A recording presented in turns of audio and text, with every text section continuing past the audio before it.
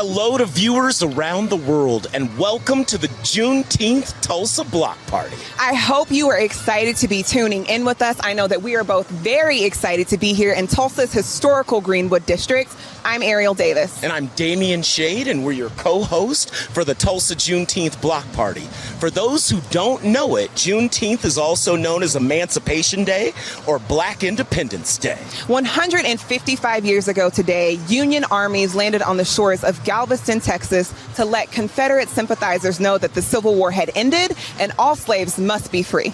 President Lincoln ended most slavery in the United States with the Emancipation Proclamation, but it took more than 2 years for the proclamation to get full effect across the United States. In the 1860s and 1870s, Black Americans found various ways to celebrate Juneteenth, everything from parades, cookouts, cultural and historical gatherings, and musical performances. Elders would gather their families together to sing songs and tell stories, and we are so excited to be here in Tulsa with our own tradition. Ariel, when you were a kid, how did your family celebrate Juneteenth? It's actually really interesting. I think my family treated it much like formal education does, like just sort of a blip in the year. It wasn't until we started sort of waking up to our own Black history, Black power, and Black excellence that it really became a cornerstone holiday. So I am super excited to be here with all of these people and celebrating with them. What about you? When I was a kid, honestly, it was mostly about the food. I came out for the fried chicken, I came out for the okra, I came out for the cheese grits. And so much of what makes me excited about this holiday is the experiences I had with my community as a kid and finding ways for everyone to come together and feel happy. That's why we are here today. We have an incredible lineup of amazing people for you, from music stars, the Sons of Serendip, to actress Alfre Woodard, to NBA star Russell Westbrook, to the HBO Watchmen executive producer Damon Lindelof. We have many, many amazing people. And we are going to kick everything off with national treasure, California Senator Kamala Harris, who is going to open up with a message of legacy and hope. Greetings, Tulsa. Well, it's Juneteenth again, but this one, well, it feels a little different. It will always be a day to remember the millions who died from enslavement in America, to remember the strength and the perseverance of those who survived and fought to achieve an end to slavery. And as we enter a new era of transformation, we honor their sacrifice while also looking to the future. A future that must finally include a deep reckoning with our country's history of racism, where we all acknowledge that it was racism and hate against Black people that led to the tragic and horrific Tulsa race massacre those 99 years ago, and that Black people are still dying at the hands of racism today. So as our nation is set to move forward again, I pray our ancestors can hear us chanting the truth that they were denied, that Black lives matter, that their lives mattered. So happy Juneteenth, everyone. Let us celebrate, let us remember, and let's get to work. See you later. My name is Dr. Tiffany Crutcher, and I'm honored to organize one of the largest Juneteenth celebrations that Tulsa, Oklahoma has seen in recent years. Thousands upon thousands of people will touch down on historic Greenwood and come together in unity to cry out for justice, to cry out for liberation, to cry out for freedom. So I'm challenging each and every one of you to simply get mad. M-A-D, make a decision to never give up, never give in, and continue to beat the drum for justice until Black lives truly matter. Hello, Black people. Happy Juneteenth. My message to you, to us on this day, we're dope. We're the dopest people ever. And I need us to remember that because it can be so easy. Oh, you know what? I didn't even tell you my name. What's up? I'm Baratunde Thurston. I wrote a book called How to Be Black. I'm super black, black, black, black. Okay. So being Black is often considered this burden, this vulnerability, this thing where we struggle and we suffer and we are put upon. And that's true. That's true. They've been coming for us for a long time. but we're still here. And that being here is part of the dopeness. We are creative. We are mathematical. We are delicious making people. Have you tasted our food? It's the best food. The music's the best music. The math is the best math. Seriously, let us remember to enjoy ourselves and bring joy to ourselves as we balance out this image of who we are. We celebrate freedom today. We celebrate liberation, not just from literal bondage, but from the narrative that has kept us bonded to a limited idea of who we are and what we can be. Happy Freedom Day. Happy Liberation. Happy Independence Day, Black people. We dope. Happy Juneteenth, everyone in Tulsa and across the nation. I'm reflecting today on this incredible moment, this long overdue awakening that seems to be happening around America, this ripping back of the veil, the way we're all seeing each other, standing up for each other, showing up for each other. And my hope as we move forward is that we keep the momentum going. My hope as we move forward is we root movements in love. My hope as we move forward is that we start recognizing Juneteenth as the actual American Independence Day, because unless we're all free, none of us is free. And to me, this is one of the best days in history. Happy Juneteenth, everybody. Hello, I'm Eric Holder, the 82nd Attorney General of the United States.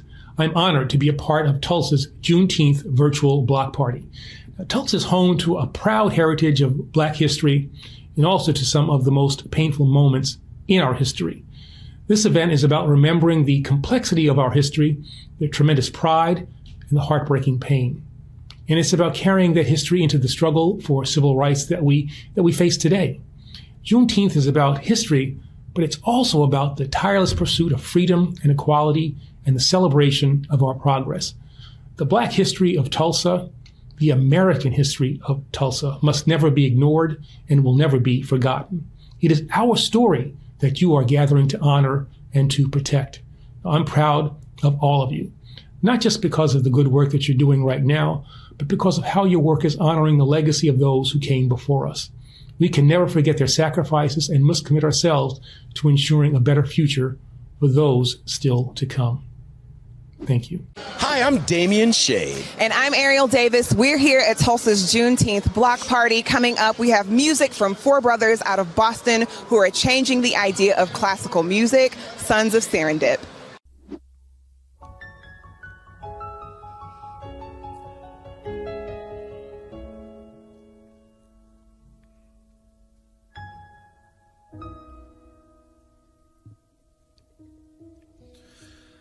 Heard there was a secret chord David played and it pleased the Lord, but you don't really care for music, do you?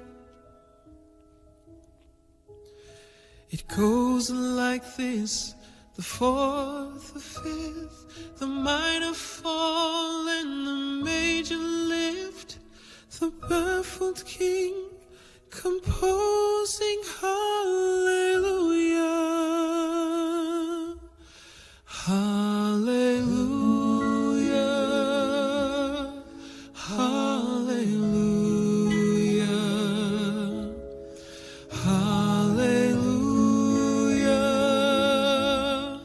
hallelujah.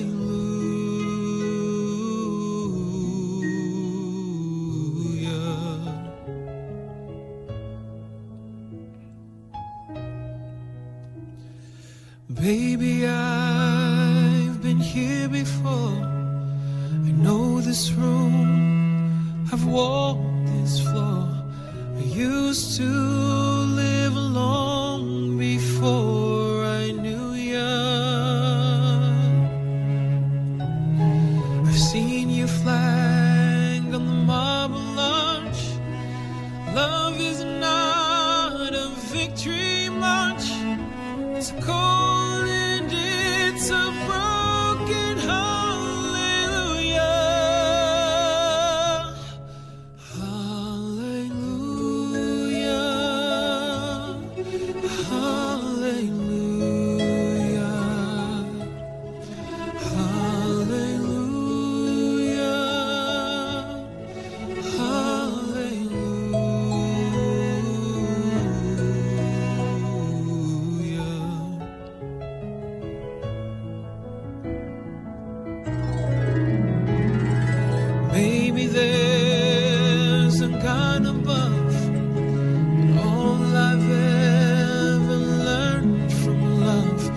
was how to shoot at someone who outdrew you. It's not a cry you can hear at night. It's not somebody who's seen the light. It's a cold and it's a broken hallelujah. Hallelujah. Hallelujah.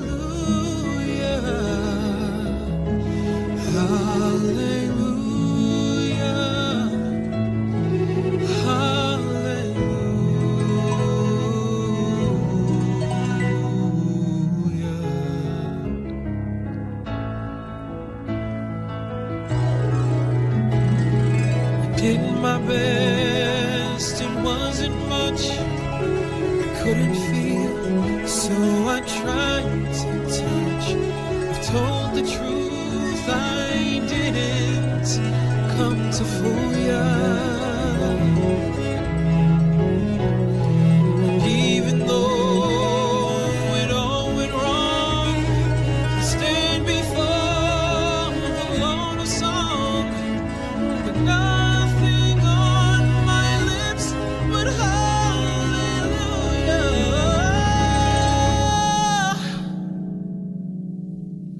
Hallelujah. Hallelujah.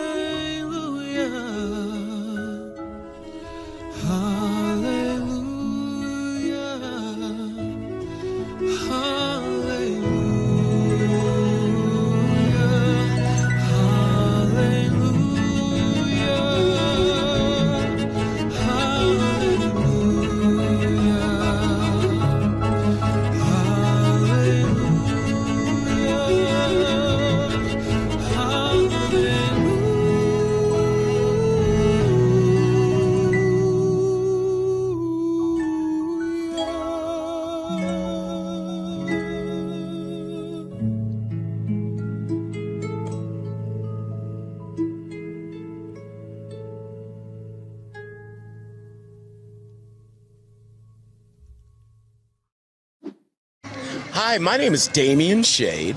And I'm Ariel Davis. We're here at Tulsa's Juneteenth block party. Coming up, we have a message from our hometown hero, a leading lady and Tulsa actress who has gone on to win National Emmy Awards, Alfre Woodard. Hey everybody, it's Alfre. Happy Juneteenth. Happy Juneteenth, everybody all around the country, around the world. I know y'all are listening in, but especially happy nappy Juneteenth to my brothers and sisters who I grew up with on the north side of Tulsa. I was at Yorktown Place in Apache. Y'all remember? We went to, first we went to Ralph J. Bunch Elementary School, and then we went to Marian Anderson Junior High School. We are the manifestation of Black excellence. Yes, that's who we are. We yield from people that first of all got the news of emancipation 2.5 months late because they needed to keep us in servitude. And once we heard that, we walked out of enslavement with nothing but the rags on our backs. And within months, there were colleges, Black colleges springing up around the country. There were businesses flourishing. There was Reconstruction, and that was a period when there were more senators and Congress people than ever before, Black people in the national legislature, because we were the dominant population in the South. There was a time of explosive energy and striving and productivity. And in response to that, that's when Jim Crow reared his ugly head. That was a way to curtail, to stamp, to obliterate Black progress. But you see, it didn't work. We are the original education people, strivers people. This nation continues to be hoisted upon the backs of not only Black people, but all people of color and immigrants. That's who we are, and that's what we need to celebrate. We were celebrating long before they came to tell us that we could actually go walk down the road and have our own names and name our children and keep our children and everything that freedom brought. But we are celebrating every day in new ways. Right now, our hearts are sore because one of the things that we realize, and we get reminded of it ever so often, is the fact that the knees on our necks and the guns in our back are familiar. They are the thing that has not changed since the Africans set foot on the stolen land, the land stolen from the first Americans. We do celebrate all the gains because we are from people that make a way out of no way, whether it is in business. When the Harlem Renaissance was popping off artistically up at the top of New York, same time, a financial renaissance was happening right down there on Black Wall Street in Greenwood. It was a time of Black excellence unbound. That's when, every time there's progress, that's when you have to really protect the progress. Old people say freedom ain't free. You got to fight for it, and then you got to protect it every day. Because the forces that were arrayed against your freedom and against recognizing you as human beings are up 24/7 trying to take it away. So it was this amazing time. We know the story of Greenwood. We're going to talk about it even more as the 100th anniversary of that massacre comes around in 2021. But today, right now, I just want to talk about Juneteenth, because that's one thing that we can do. Black folks know how to laugh and cry at the same time, how to weep and how to jump for joy, how to holy dance and how to shake dance all at the same time. That's how complicated, how complex we are. That's how we've survived. When I was little, we used to get those sort of sunsuits. They tie up here, right here, and they're kind of bubble like that. And we go over to Lakeview Park. I just thought it was heaven. I had no idea that was the only place we could go back then. Go to Lakeview Amusement Park, and it was out in this big park called Mohawk Park. Yeah, they named everything after the nations that they obliterated when they came here. And it happens that way, don't it? But we go out there, and somebody asked me about a cookout. Who I'd have at a cookout? Anybody worth their Southwestern cred. No, you don't have a cookout unless you're a Girl Scout. We go to barbecues, not barbecues, but barbecues. That's what we have. If you're going to put something on a grill, first of all, it's got to be deep. It's got to be an oil barrel, or at least get yourself a Weber, and it's got to stay on there. If you don't have 12 to 24 hours, if you got a job and can't stay at the pit that long, then just marinate that stuff for at least 6 hours and then keep it on there slow for about 5 or 6 hours. But we have barbecues. So who would I want in my barbecue? Let me see. I have to have my sister Loretta Devine up out of Houston in my barbecue. I want Loretta Devine in my barbecue. Kevin Hart. You come into my barbecue, and Lil Rel, I immediately think of Lil Rel. You know why? These are my colleagues that are real. And they are incorrect, because you got to be incorrect if you're going to be a real person from Oklahoma or Texas or Louisiana, all the places that found out late. And we have, I don't eat potato salad outside of somebody's house. But I tell you what, I make mine kind of Cali now, put capers and all kind of roasted potatoes and stuff. Okay, my phone rang. I can't believe it. But I was talking about how I make my potato salad kind of Cali now with the capers and the roasted potatoes. I use homemade mayonnaise that I make myself and maybe a little bit of Dijon. But if you're going to do like Black Mama potato salad, real Black Mama potato salad out of Texas or Oklahoma, you get your potatoes. Okay, let them cool, because nobody wants potato salad that's like mashed potatoes with a bunch of ingredients in it. All right, so you're going to have some sweet onion, dice it up small so people won't feel like, I'm tasting onion, but you got to have in there or you won't have any flavor. You dice up a little bit of red pepper, a little bit of green bell pepper. Let's see, what else goes there? Oh, egg, boiled egg. And then when you finish, you're going to sprinkle a little paprika on top just for the color to make it good. Make sure you put a little bit of sweet pickle relish in there, a little bit of dill pickle relish. So you have all of that sweet, sour, kind of savory popping, the different textures, and then make your potatoes kind of al dente. Nobody won't like to have to gum some potatoes while you're eating potato salad. And that's what you're going to serve. Like I said, I only eat it if it was made in the house while I'm standing there. You know what?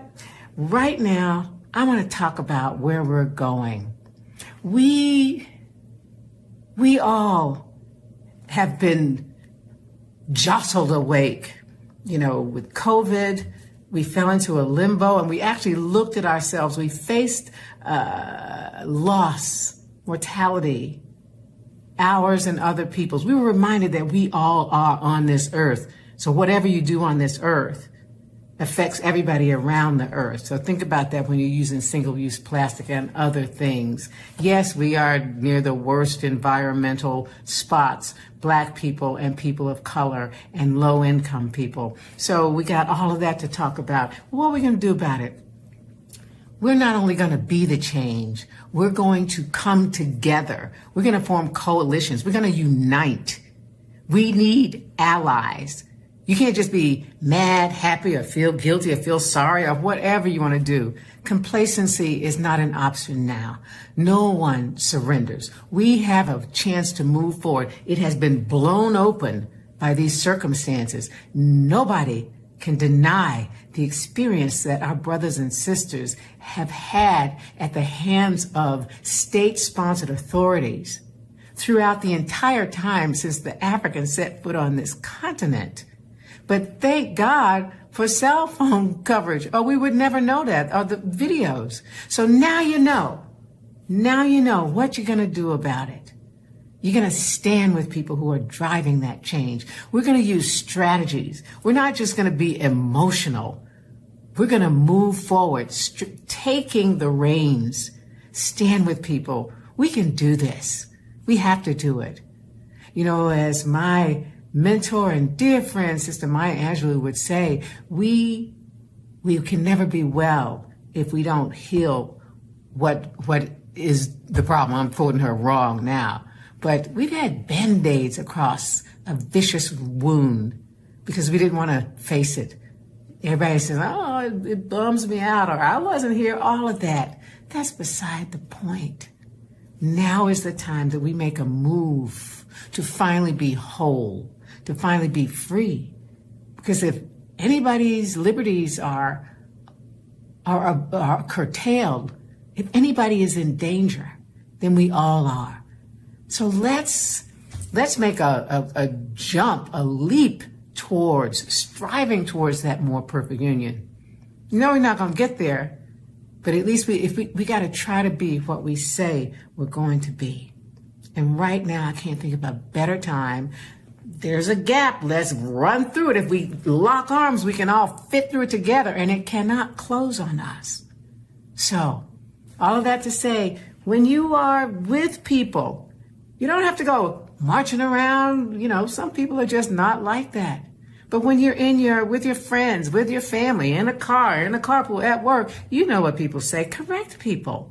Give people information. Don't let people get away with that, with the kind of toxicity they put into the air. And I just want to say, let's move forward with joy. My people have always waged the struggle with joy. It fills you up. It gives you determination. It binds you together. Black people weren't singing during this, in the fields and during the civil rights movement and every other movement that has come along. They weren't just doing that because they were just happy-go-lucky like Hollywood would tell you they were from the way films have been made. It was energy. It was galvanizing. It was saying, I got you. I got your back. You keep mine. Let's do that, Americans. Come on.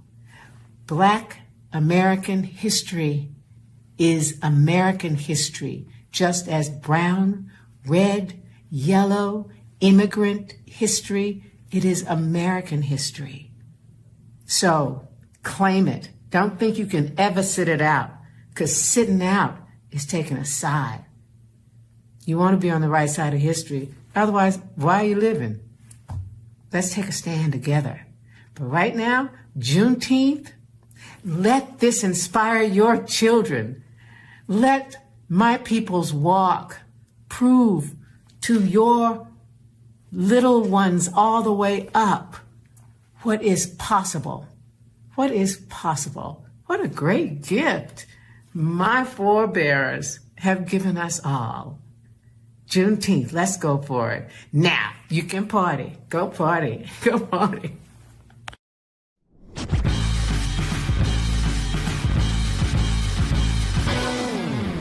I want to wish the nation a happy Juneteenth. This feels like the flyest, livest Juneteenth ever, for real. Like, this Juneteenth is ours. This is the Juneteenth that the nation gonna recognize. And I feel like Juneteenth gonna be on the level, if not more, than July 4th. Low key. Low key. All right, bless y'all. Hi, I'm Amber Valletta, and I'm from Tulsa. I love my hometown. And I'm so sorry that I can't be there with you this weekend to celebrate Juneteenth. I just wanted to send a message of hope and tell you how inspired I am by all of the action being taken across this country by people who believe in justice and fairness and equality to right the wrongs of our past and to make sure that future generations are safe, honored, treasured, equal, loved, and above all, free. Happy Juneteenth, Tulsa. I am Jessica Lobetz, a Tulsa resident and the subcommittee chair for marketing for the Tulsa Race Massacre Centennial Commission. And I am so excited to celebrate Juneteenth with you today. In the words of the late, great Maya Angelou, continue to be who you are and how you are, and astonish the world with your acts of kindness. That's what it's all about. We are coming together this weekend to celebrate and to encourage each other to keep pushing. We are stronger together. We are more powerful together. We are resilient. Happy Juneteenth. Let's celebrate freedom. Hi, I'm Ariel Davis. We are here at Tulsa's Juneteenth block party out here like turn it down for what? What do we have coming up next, Damien? Coming up, we sit down with executive producer Russell Westbrook and filmmaker and Emmy Award winner Stanley Nelson to talk about the motivations behind their new docuseries celebrating the legacy of Black Wall Street. All right, here we are. So first of all, gentlemen, thanks for taking the time here. We really appreciate you guys really amplifying what you're doing and really telling the story for our culture. So we'll start off just a little bit about really hearing from your point of view. When did you first learn about Juneteenth and what did that mean to you growing up? I can start. Actually, I learned about Juneteenth pretty late. I was born and raised in New York City. And it wasn't something that we celebrated as a family. So I kind of came to it a little bit late, but late for me is probably 50 years ago. So I mean, I've known about it for a while. Yeah, for me, I would say kind of more sooner than later. Being kind of in this position, having this platform, and to be able to understand a lot about the African-American community, about the history is something that I always kind of was intrigued about. And learning about Juneteenth, it was, for me, it was something I didn't know, and I felt bad that I didn't know about it earlier, So now that I am made aware of it, just trying to find ways to make sure that our younger generation and generations to come, know more about it as well. That's such a good point. I'm born and raised here in Tulsa, Oklahoma, and I can honestly say I didn't learn about the race massacre history until I was in high school. And the way that I actually learned about it was going to Juneteenth celebrations. And I was like, oh, I thought we just get together, we hang out. And so it was at that point that I started to learn even about Juneteenth, but also our own history here in Tulsa. And I wanted to give you guys space as well to talk about that. When did you guys start to learn about Greenwood, and what prompted you guys to start to work on the project together? Go ahead, Stanley. Okay, so I made a film that premiered about a year and a half ago called Boss, and it was a history of Black entrepreneurs. And we told the Greenwood story in like 10 minutes, and we were all crying that we weren't able to give it its full due. But there were a lot of stories that we had to cover in this film. So since then, I've been dying to do something, more substantial on Greenwood. And so really, this is a chance to do it. So I'm just like so happy that we're going to be able to do this. Yeah, man. For me, I was in Oklahoma for I was there for about 12 years. And every year I had basketball camps that I would do in Oklahoma City, and I do them in Tulsa as well, because I want to get the whole Oklahoma, bring all the kids together. And then when I first went down to Tulsa, people were mentioning Black Wall Street, Greenwood. I didn't really understand exactly what that meant or how substantial it was to the city of Tulsa. And then as I got older, I understand a little bit more about the effect that it had on the city, African Americans, on businesses, on the culture in itself. I became more intrigued about it. Wanted to kind of go down there. I drove down many times to see where it was, see where Black Wall Street was. And then recently just been, I would say, just blessed and thankful for Stanley giving us and giving myself an opportunity to be able to tell the story the right way, give people a chance to know and understand how important it was. So one thing I think that's important and that we'll at least touch on in the film was that Greenwood wasn't alone. I think one thing we say in Boss is there were over 100 Black towns in the West. That this was something that African Americans did to try to get some peace and dignity, and accumulate some kind of wealth and just be left alone. That they looked at, let's go west, let's go where there's land and we can form our own communities without racism. And so, Greenwood was probably the most successful, but there were a series of these Black towns that existed, all throughout the West. Yeah.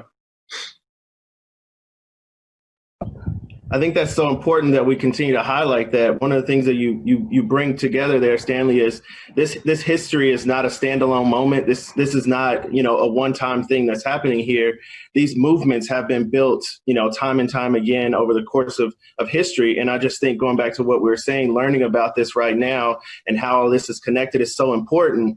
And so for you, Stanley, as you've done so many great films and really examinations of Black culture and history throughout the years, what type of advice would you give everyone right now around Juneteenth and around this movement that's happening in Black history and Black culture?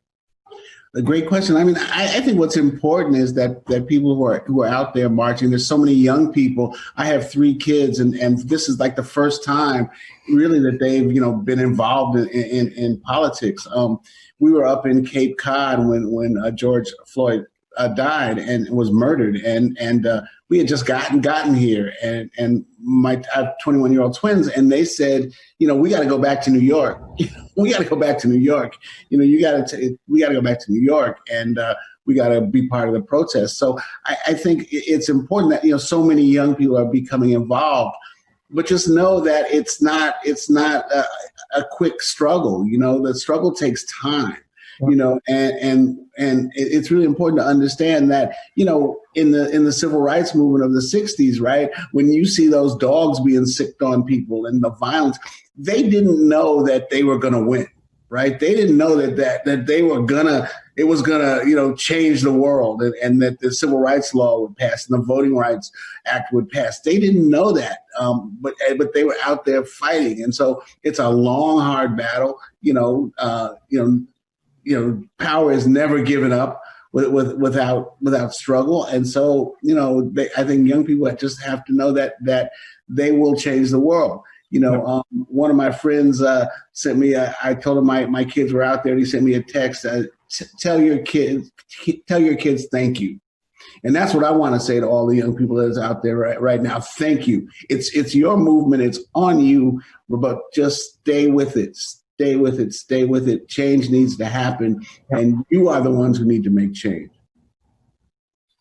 I love that. I love that. Thank you so much for those words. And really kind of piggyback on that, Russell, you mentioned the platform you have, and we've seen that you've been very vocal and involved in protests and demonstrations back there at home. How do you hope this work that you're doing now inspires the next generations?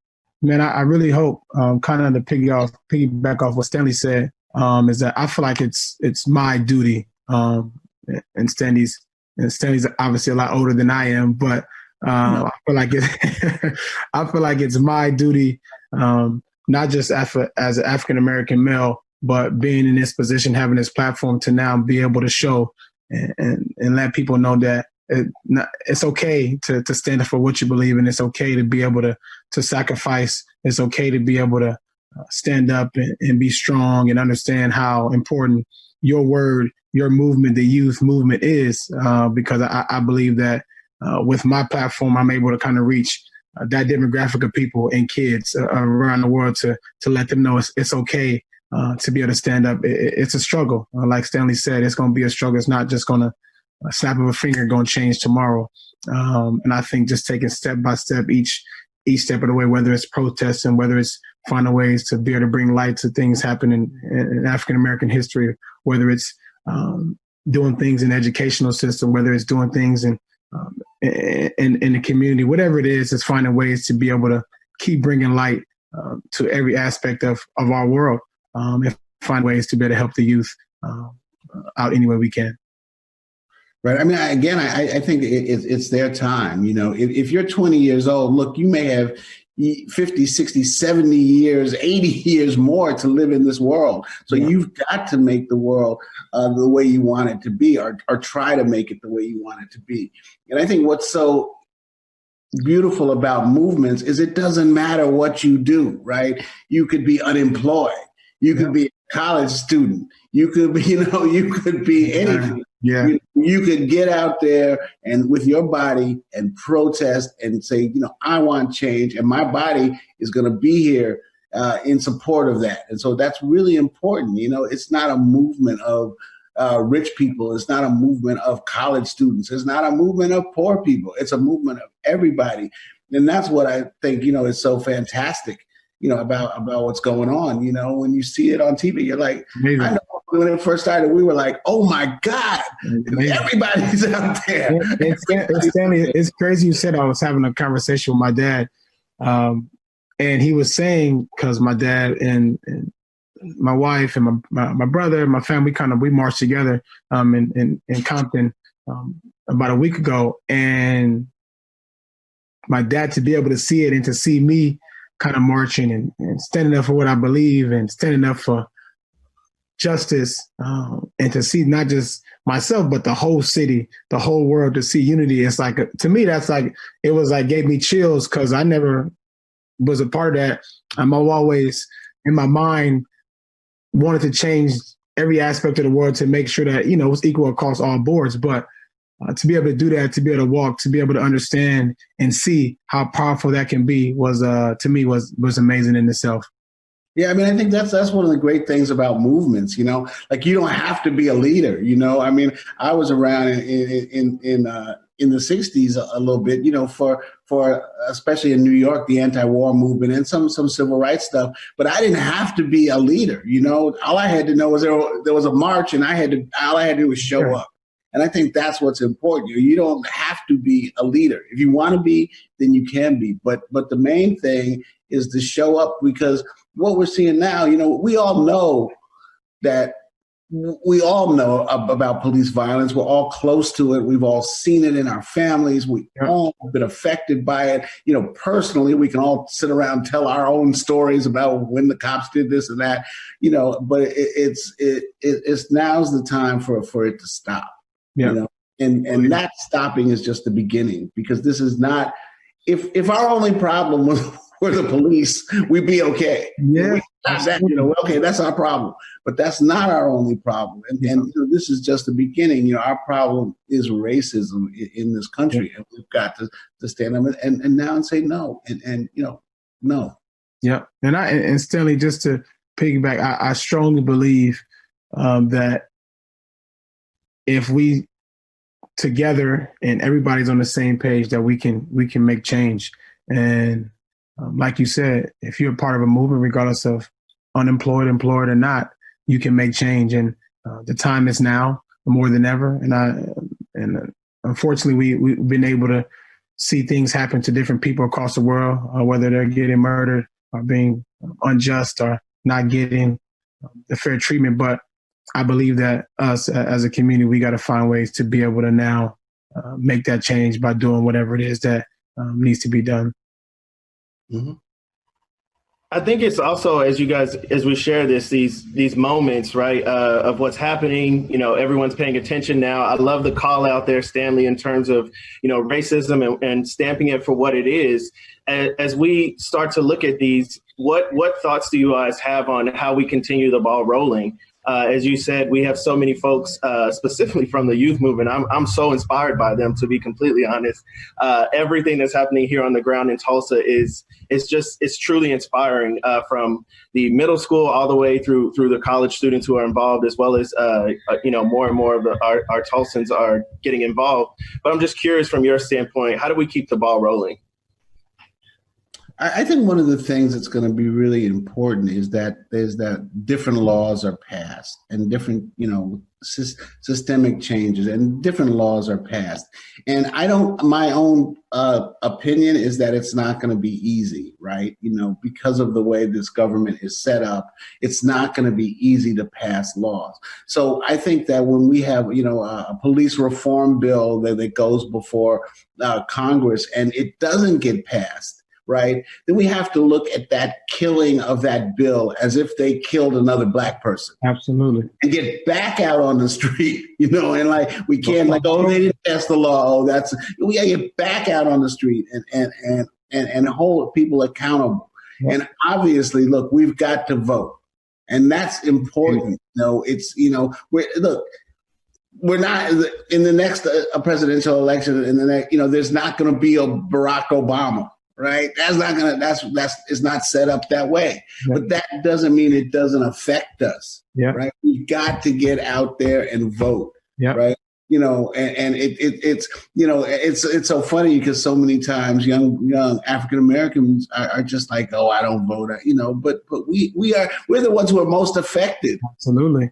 Right. We were voted into slavery. We were voted out of slavery. We were voted into Jim Crow, and we were voted out of Jim Crow. We've got these people in the government now who don't care about us. And so we've got to at least get people in there that have some kind of empathy and some kind of belief that we are all, one nation, that we're not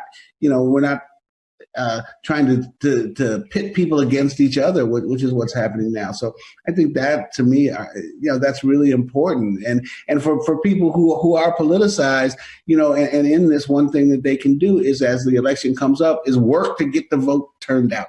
Yeah, get the vote turned out. I remember we went to Philly in 2008 when Obama was, in the first Obama election, on election day, to help turn out the vote. And the first people we talked to, we saw some brothers on the corner, right? They were just hanging out on the corner. And we said, are you guys going to vote? They said, don't worry about it. We voted already. And it was 8:00 in the morning. We said, we already voted. we got that. We got that. And so we've got to do the same thing. We've got to do the same. We control the election. You know what I mean? The Black people control the election. Absolutely. Let's vote. Yeah, I agree, Stanley. I believe just having a conversation, voting is a huge aspect of kind of how we can change. And I feel like my duty is to be able to get people educated on why you should vote, understand what you're voting for, understand why you should vote. Just because my personal experience, like me growing up in the inner city of Los Angeles, there was no outlets, whether it's high school, to teach us how to vote, to be able to understand why you should vote, to be able to understand how it can change from years to come. And I think that's where I want to be able to make change in today's society of educating our people of how to vote, why you should vote, understanding what you're voting for, so we can now be unified and we can vote and make change in today's society. Yeah, I want to say too, I mean, look, black folks out there, the powers that be don't want you to vote. Yeah. They don't want you to vote. There was a speech, I hope somebody digs it out, that Trump made after the election where he said, to all his supporters, he said, I want to thank black people for not voting. They didn't turn out. Yeah. And that's how I got elected. Yep. Thank you, black people. Yep. Probably the only time he ever said anything like that in his life. He's not going to be thanking us after this election. Nope. No. Yeah, and the power of that connectivity of our people, our culture in various places, whether that be from Los Angeles all the way across the country to, Durham, North Carolina, who also has a Black Wall Street history. But as we start to connect everyone and learn more and more, just as you all are saying, this is not something that is unique to one place. This is happening across the country over and over. As as we call them, the cultural mayors around here, like those cultural mayors needs to start talking to one another.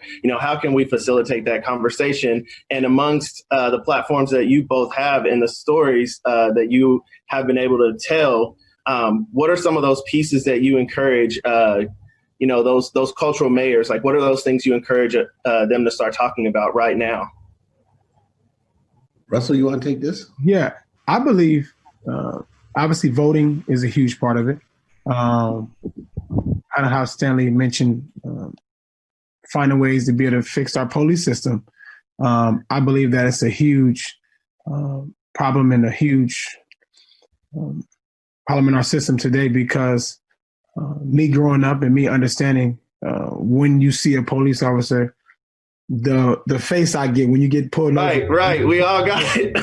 Get it. It's just natural. And like nobody else can understand what that feeling is. Nobody understands that because it's just how we were raised. It's to see, police, no, we don't know what's going to happen. Be afraid for our lives. And now being able to see everything via social, via cameras, you're able to see now the things and how it's changing our community, how it's changing the outlook of how we look at the police. And I don't want my kids growing up to see the police as somebody that it's bad for them, to see them as somebody that's going to potentially have the potential to be able to kill them, to be able to murder them. And that's something that we need to change. I believe that racism is also a huge pillar that is going to be step by step to be able to change. And in our world, it's not going to be easy. Like Stanley said, there's going to be times where we may have a bill that don't get passed. So now what are we going to do as people? And I think that's where we need to make sure we sit together and be united and understand, like, listen, there will be times where everything's not going to go as smooth sailing because that's not how the world works. And that's not how this world is built. The government, every aspect of it. And I think, to me, those three things are huge. And today, and finding ways to be able to lift those three things up to be able to change our world is important. Yeah, I mean, I think that, white people need to talk to each other, and I think that's another important thing. We need to encourage white folks to talk to each other. I mean, we're not the problem. We don't have any control of anything. The definition of racism is a group that has power, using that power against another group that doesn't have power. And so we don't have that power. And I saw a picture of a protest, and a guy was holding up a sign that said, "Talk to your racist aunt," and I love that. That's what white folks need to do. They need to talk to each other. Yeah, they didn't get it from nowhere. It didn't come from nowhere. Yeah, it doesn't, nobody's born a racist. Right. Nobody's born hating black people. And I think what happens, my understanding, I'm never there, but, as white people are eating their Thanksgiving dinner, you have old Uncle Bob, going off about black folks. Yeah. And the rest of the people around the table say, "Oh, okay, Bob, pass the butter." They need to say, no, that's not okay anymore. Yeah. That's not okay. And then, if that happens, then, the kids won't be taught that. And, the kid who's not born racist won't be taught that. and slowly things will change. And I think that's really, important. But we also have to have the will to change in this country, and I think that's important. And I think that's kind of what we don't have, with the federal government that we have now. They don't, So this government, you can change that. I remember I saw this speech that Malcolm X gave, and he said that this government can control. If this government wanted people not to hate Black people, they could do it. Yeah. He said, before World War I, we loved the Germans. And then during World War I, we hated the Germans. Then after World War I, we loved the Germans. Then during World War II, we hated the Germans. Then after that, then we love them again. And this all comes from the government. The government and this country has to have the will to change. Yep. And I think that's one of the great things that we're seeing out there with people out on the street, that it's, Black and white, Asian, Latino, everybody's out there, saying, okay, it's enough. Yeah. We're not, this is ridiculous. We're not going to survive this way. We don't want to be those people. And I think it's important that we somehow, get on that higher plane and say, well, who do we want to be? Who do we want to be? I mean, and I think that's one of the things that we have to think about. And white people have to talk to each other, and say, no, that's not, no. Okay. You can't say that anymore. Yeah, totally agree. To me, it's very I stress myself, and I'm pretty sure, Stanley, you've been and learned a lot more and know a lot more. But sometimes I sit here and just figure out how much and where I want to involve myself. How much can I do to be able to change and make sure that it's heard around the world, and to be able to see all races, all ages of people marching and protesting and understanding that we've had enough. Understanding that African American community is always been hurting, but right now it's hurting at an all-time high, and it's something that to be able to see the rest of different races to be able to come together and protest and march for something for the greater good gives me some enlightenment that things will be moving in the right direction. Yeah, I'm like you. I'm very positive. I see those kids out there. My kids made me drive them back to New York so they could be in the protest, and I didn't want to. I'll admit that. It's like, no, we just got here.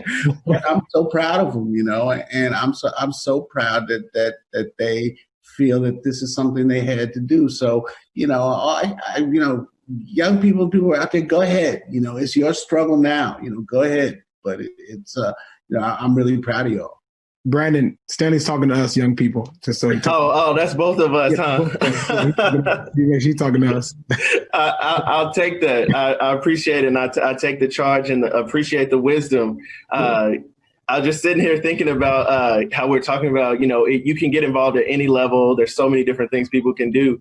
And I thought about my youngest, one of my younger cousins. She sent me a text and was like, hey, I'm thinking about posting this on Instagram. And it was essentially like a Black Lives Matter post. And it was moving. Like I almost teared up in that moment, knowing that next generations of even my family are jumping in at this rate.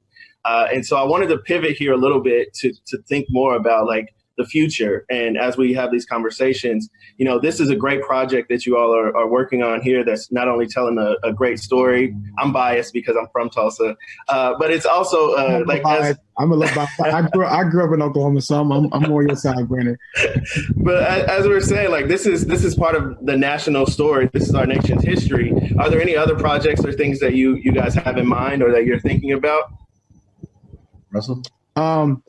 Me personally, I am very focused, and obviously, again, Stanley, thank you for allowing myself and my team to be able to be involved with you, because it brings a greater light to the actual story. And honestly, Brandon, I'm just solely focused right now on this project as it pertains to what's going on in today's society. There's obviously other projects I'm working on, but this one to me is the most important. And like Stanley said, telling it the right way and making sure people understand how important it is, how it impacted, not just back then, but how it can impact our future, or how it can impact our now. And that's something that I've been focused, and I was just happy to be able to know that first Stanley was on board. You know, it was a call that I was super excited about to hear that call from my team. It was like, Stanley's on board. I was like, oh, okay, it's go time. It's time to turn it up, you know, and I was super excited about that. And now to be able to sit here and have a conversation with Stanley and be able to talk to him and understand his point of view and the things he's knowledgeable about is, for me, is exciting. And that's something that I'm working on now, just trying to stay focused on this one. Yeah, I'm really excited about this project, really excited about working with Russell. I'm trying not to fan out. When this is over, I'm gonna go tell my wife, Russell Westbrook knows my name, you know. Call my son and tell him Russell Westbrook knows my name. Maybe I get a little tap for like an hour or so from my son, you know. So but you know, so I mean, obviously this is a really, really important project. I should say that you know, PBS just re-released a whole bunch of our films that are free. You can stream them at pbs.org. The Black Panthers Vanguard of the Revolution, which I recommend everybody to see. It's a different view of who the Black Panthers were. Freedom Riders and Freedom Summer. Freedom Riders is just a film that I think is really important in so many ways. If you see it, you'll see it. It won 3 Primetime Emmys, which is like, you know, was amazing. So I didn't see that, but we just finished a film for Netflix on crack, which will come out late summer, early fall, and we're trying to get it out there because one of the things that it does is it talks about how the drug epidemic, the crack epidemic, in the 80s, you know, led to the war on drugs, which led to more money for policing and where it led to the first wave of militarization of the police that we're seeing, you know, the ultimate of that now. You know, you see these guys look like, you know, the whatever they call those guys from Star Wars, you know, they got plastic, you know, armor and all that. So we're working on that. We're working on a massive 4-hour series on the Atlantic slave trade. You know, and the economics of the trade. It's not about slavery so much as about this trade that changed the world we live in. Working on a project on Frederick Douglass. Working on a project on Harriet Tubman.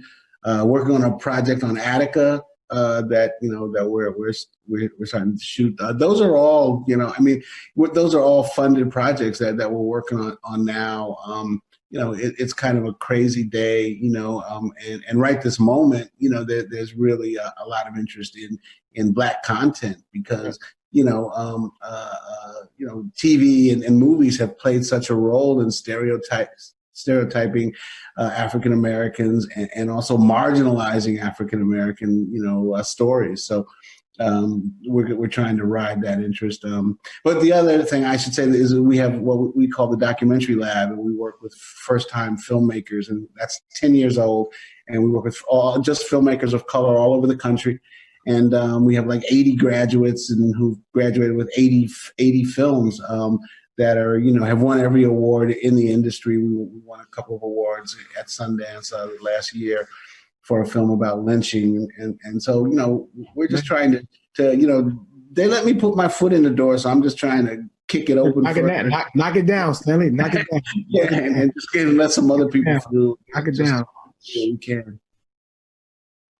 Well, Stan, that's dope. Me personally, I want to commend you and thank you because to be able to not just think about these shows, think about these different type of docs or stories you want to tell, but you're doing that because you know how important it is to our community, to our people, to people like myself, like Brandon, to younger generation. And personally, I just want to thank you for that because, you know, without people like yourselves and people that know how important it is for us to be able to see things, whether it's on different networks, on TV, it's definitely, it has impacted me to be able to inspire me to be able to do more things. So I definitely want to commend you and thank you for that. So. Thanks. I mean, you know, one of the things we look at is these stories like Tulsa and other stories as a way in. You know, you might not want to pick up a book and read a book about Tulsa, or at least not at first. You know, that takes a big commitment. But to sit down for a few hours and watch a film is a different commitment. And we try to make these films as entertaining as we possibly can. You know, when I'm making them, I'm thinking about my kids. You know, like what you know, would my kids get bored?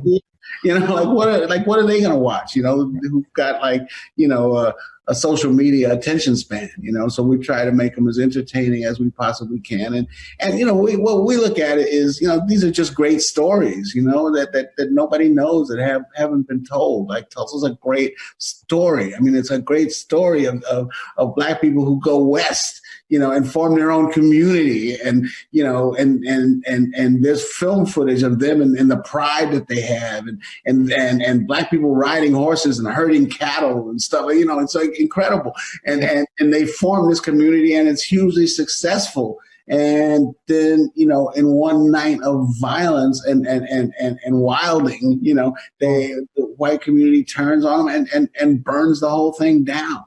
But then Black folks come back in Tulsa and reform, and say, no, this is our community, and they rebuild. And so, that's a great story, and so that's the story we want to tell. Yep. Awesome. I too commend you, Stanley. I so inspired by your work. My wife and I reconnect often about learning about each other's childhood and the way we grew up through the movies that we watched coming up, and it really is one of those ways of sharing history and telling story. So important is through that medium. And so one of the things as we get closer to our time here, I was going to ask how you spend your time here in quarantine, but it seems like Stanley's going to blow all of us out of the water. So I'm not even going to throw that one out. No. I actually got into baking. I was baking all this stuff, and I just had to stop. Like my family finally begged me, like, stop! You gotta stop. This is ridiculous. So like I stopped. I'm like, no, I can't. I gotta do something else. I can't do it. So they call it COVID 15. So everybody's come out 15 pounds heavier. What about you, Russ? You pick anything up like baking? What? No, nope, not baking. I've cooked a lot more than I've in years, but no baking. I've stopped cooking. My wife is tired of me in the kitchen. Just kind of, she don't like me using the pots and messing up the pots. There's certain pots you're not supposed to use. Certain, don't scratch the pots, and there's so much rules. And I say, okay, well, that's fine. This is why I don't cook. So other than that, I've just been working out and hanging with the kids. That's about it.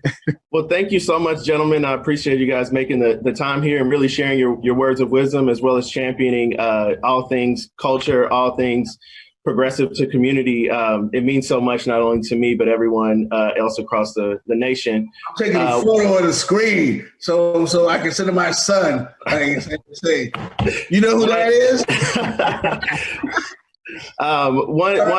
If you guys wouldn't mind, is there anything you want to share? I want to give the space if you guys want to share anything that we didn't ask, or if there's anything about the docuseries that people could expect or you'd want them to know. No, I think we said it. We're really happy to be doing it and excited to be doing it. Excited to be doing it with Russell, and we just want to get it on. We want to make sure that we get it on for the 100th anniversary of the massacre in Greenwood.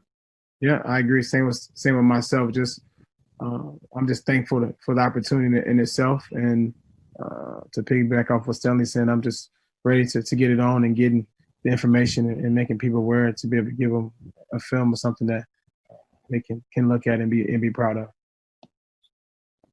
Well, thank you both for always using your superpowers for good. We appreciate it. Thanks, Brandon. Thanks so much. Thanks.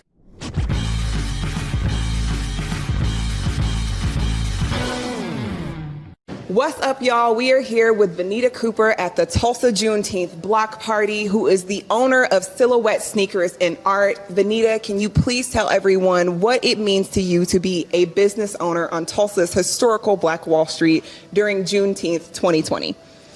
I feel honored, frankly, to be here. I think, the spotlight is on this community in a way that I never could have anticipated, as a result of, just the current political climate, the current health climate. And, I feel a tremendous responsibility to live up to the legacy of the businesses that came before me. What made you want to open your own business? I was originally pursuing a school leadership path. I wanted to be a principal of a school. I was an educator for 10 years, and I think, I was actually an educator last year, not last school year, the school year before it. And I guess I just kind of hit a wall with it and really felt like, really my dream was to execute my vision for an organization. And I felt like I might not be able to do that in the public education system, especially here in Oklahoma, being as under-resourced as it is. And so, I've been passionate about sneakers. It's been a hobby of mine for a very long time. And so I just turned it into a business. Very, very cool. Yeah. Where can people find your legacy of Black excellence? Where can they find you on social? Yeah. So we're on Instagram, at Silhouette Tulsa.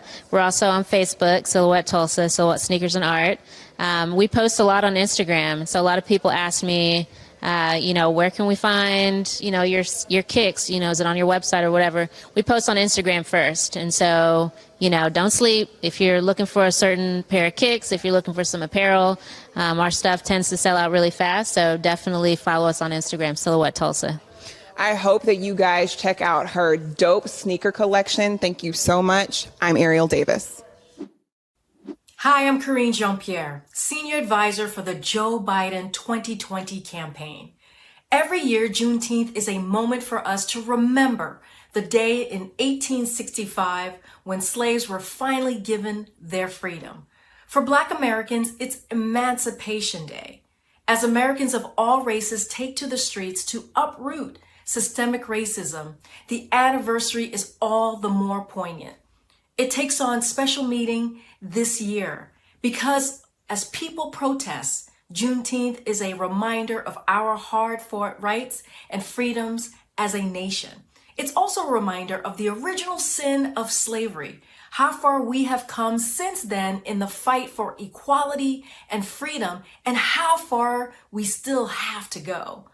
To the people of Tulsa, as you commemorate the 99th anniversary of the 1921 race massacre, on behalf of the Biden campaign, I'd like you to know that we are standing in solidarity with you as you remember the lives that were lost in the most brutal of ways. We encourage all Americans to learn about the powerful legacy of the Greenwood District, often referred to as Black Wall Street, and all of its entrepreneurial glory.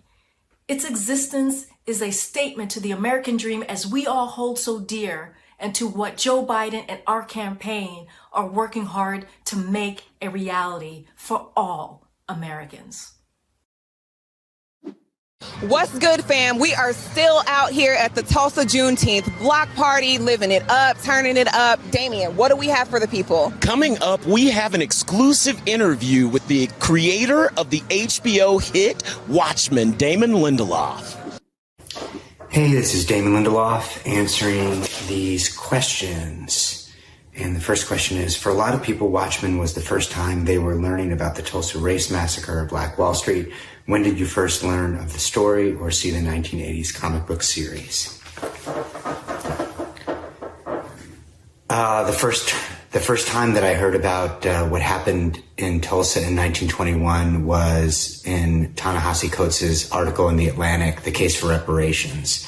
I had read Mr. Coates' book, Between the World and Me, and I'm very candid about this. I read it so that I could virtue signal, so because all my quote progressive friends were reading it, but I read the book and it changed me forever. And I started to see the world differently and my place in the world and my complicity in the world differently.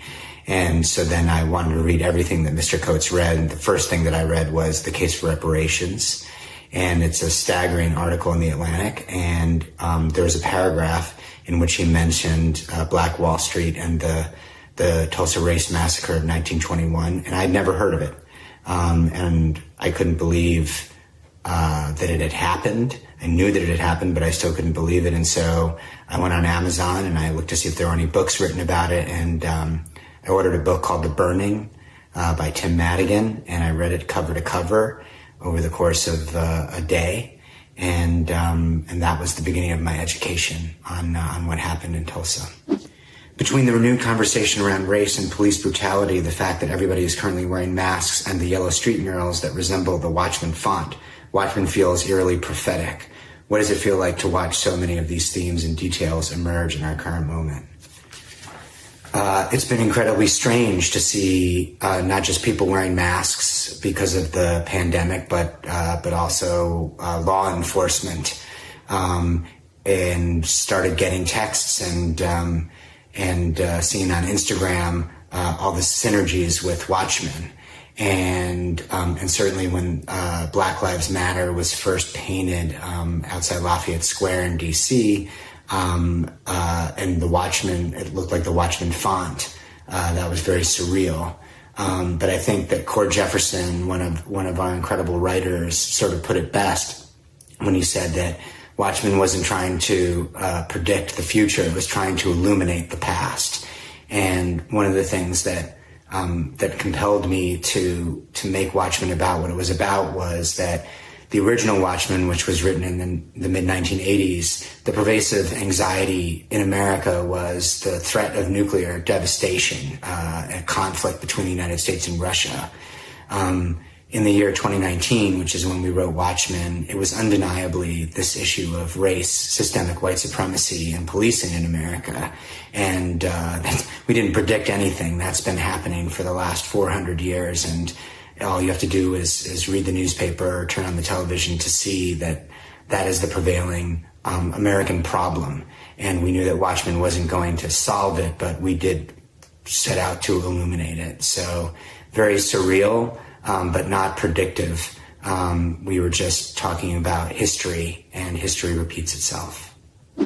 People are protesting right now as a reaction to the deaths of George Floyd, Breonna Taylor, Ahmaud Arbery, and countless others.